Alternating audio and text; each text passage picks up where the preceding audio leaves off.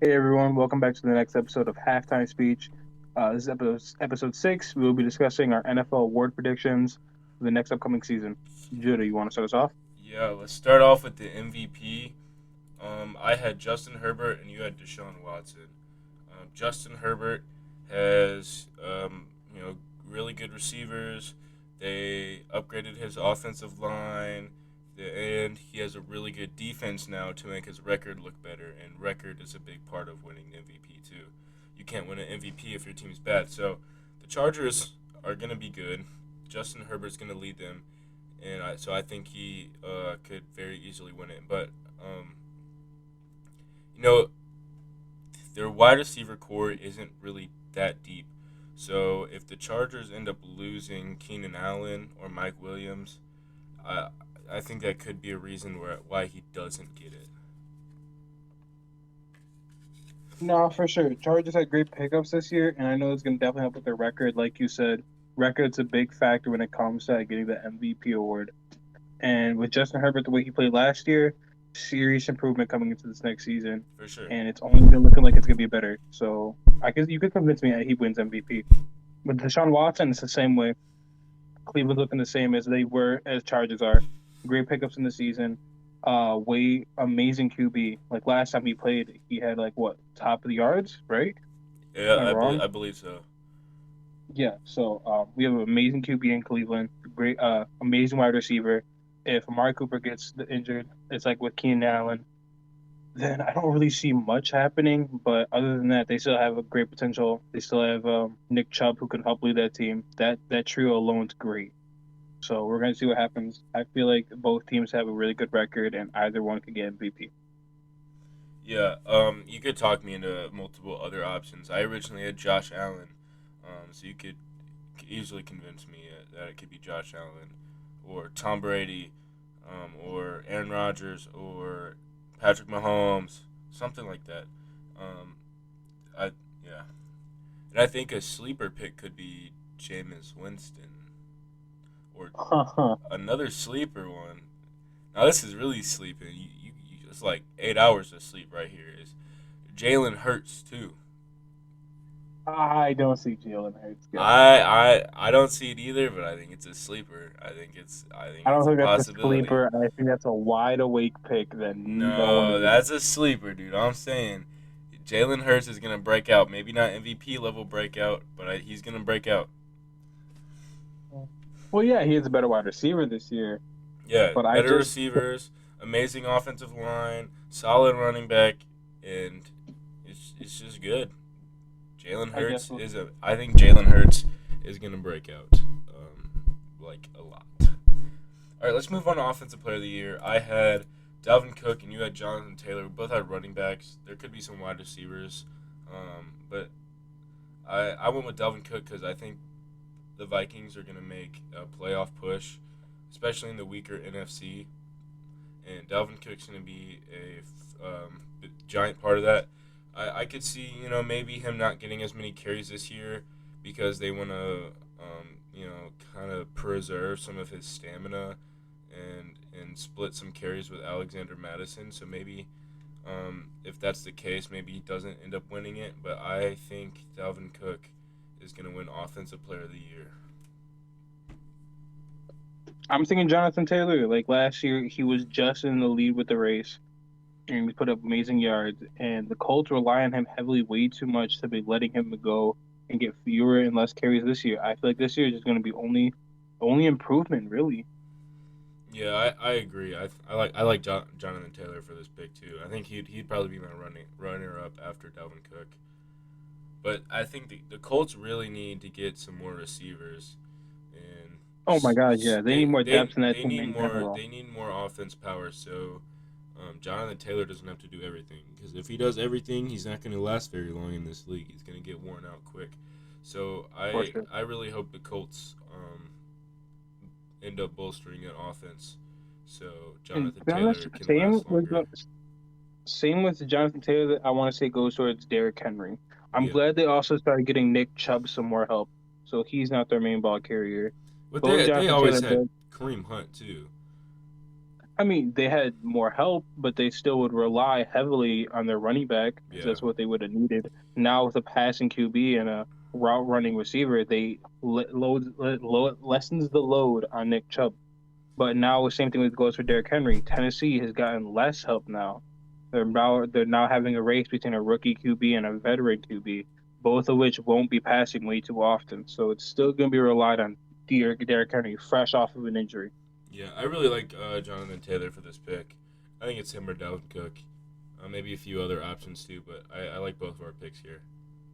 Yeah, for sure. DPOY, it's kind of the same race that it was last year. Myles Garrett and T.J. Watt.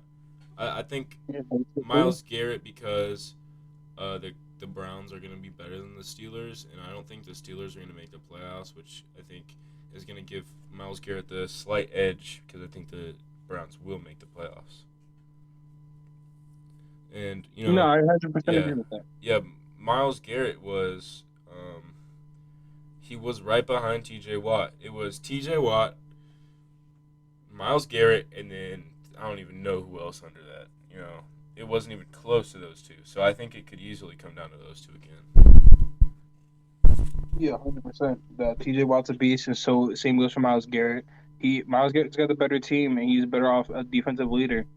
But TJ Watt, reigning defensive player of the year right now, I still see him being an absolute monster this season, recapturing that award. Yep, I think that's very possible. Offensive Rookie of the Year. We both have Kenneth Walker. The Seahawks are going to be a very, very run-heavy offense this year because Pete Carroll just likes to run, and they drafted him early.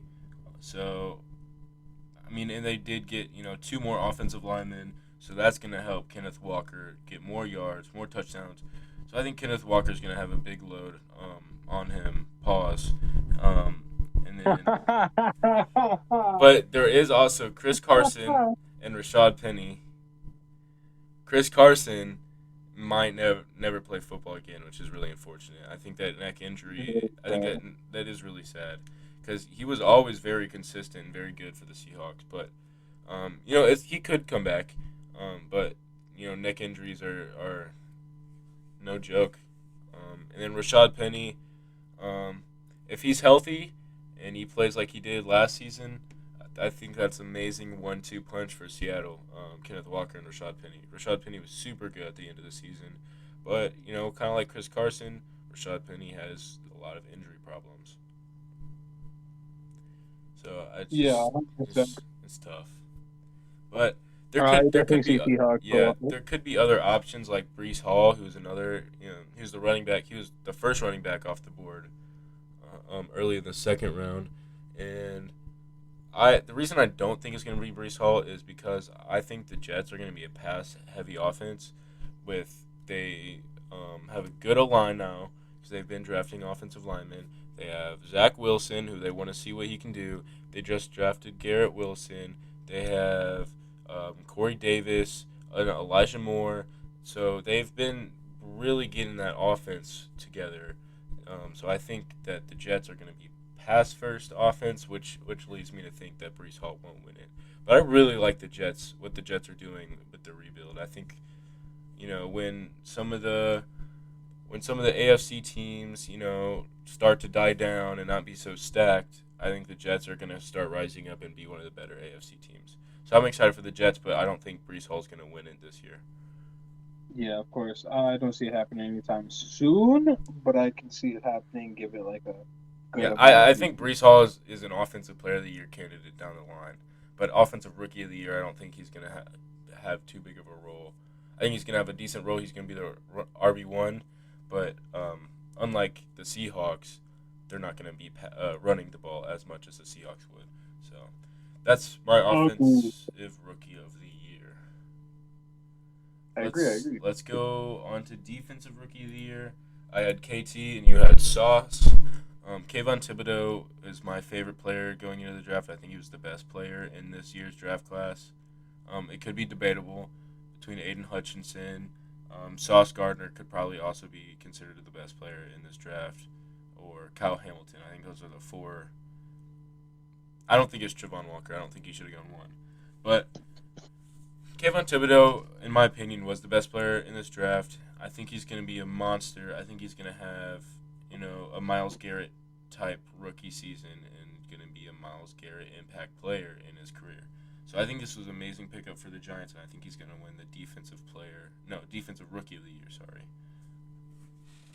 I 100% agree with that. I feel like the same can say for my Sauce Gardner. I feel like he was an amazing pickup for the Jets, one of the top picks that definitely was going to work out for the Jets.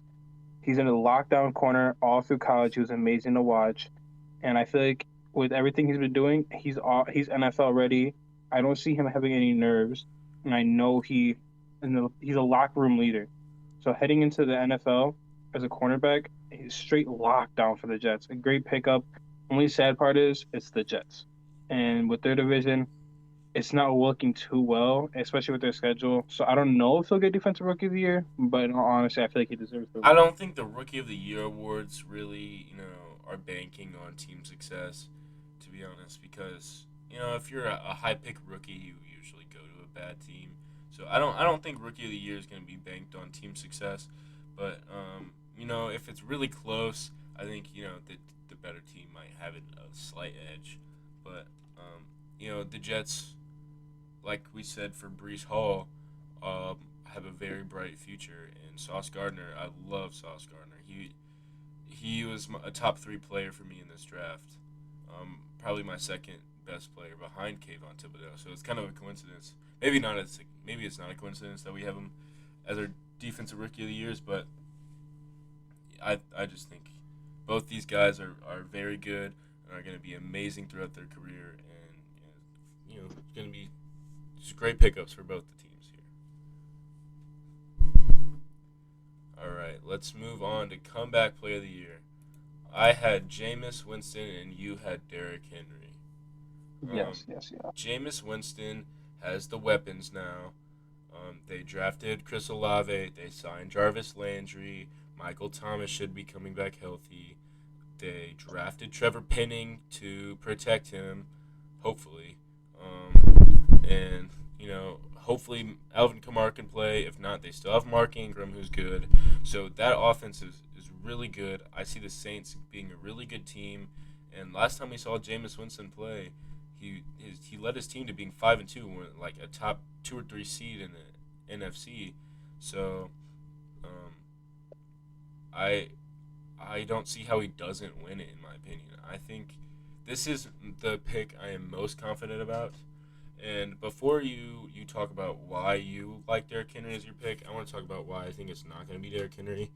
Um, Players, or running backs specifically, after having a season-ending injury, have usually been like they've fallen off a little bit.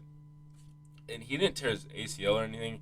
I know he had a foot injury and it required surgery, so I don't think he's gonna fall off like Saquon Barkley or Todd Gurley or any of those running backs who fell off. But I think he's gonna start to regress a little bit, as we've seen with like a lot of running backs as of late. So that's just my reason on why I think he'll still be good, but that's my reason on why I have Jameis Winston over him. I can understand that. You could convince me otherwise on that too. Derrick Henry coming off of an injury, that's gonna suck for Tennessee. And it's also gonna suck for him. Regression is definitely gonna happen, 100% guaranteed. Any injury brings along a regression, especially as a running back with the amount of hits you go through, having to deal with like 300-pound linemen all the time.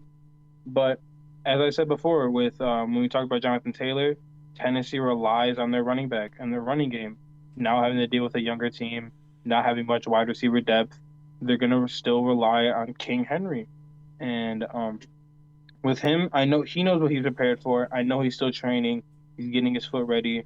I don't think he would have been so ready to return and be in camp if he didn't think he was 100% with this foot injury. So heading into the season, I still think Derrick Henry is gonna get this comeback player of the year. He's gonna have the receptions. He's gonna be getting the yards. He's just gonna run his soul out of the game, unless another injury happens, which may or may not happen depending how it went.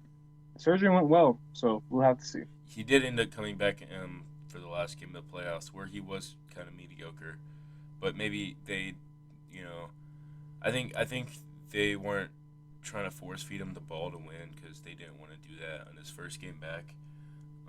But especially in the playoffs. yeah, for sure. Well, I don't.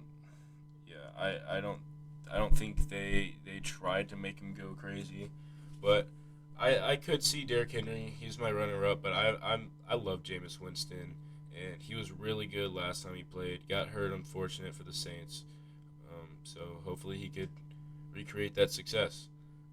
And I think for Derrick Henry, I think the AFC South is going to be really fun to like the playoff race for the AFC South is going to be really fun. It's between the Colts and the Titans, who I think are really similar teams, to be honest.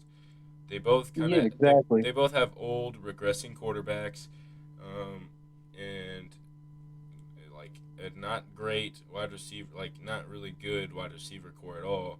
Um, Good offensive lines, and then a superstar running back, and then a kind of a solid defense. So I think they're both like really similar teams. So I think basically whoever plays better between Jonathan Taylor and Derrick Henry this year, their team is making the playoffs and the other one isn't. That is my I think that's going to happen.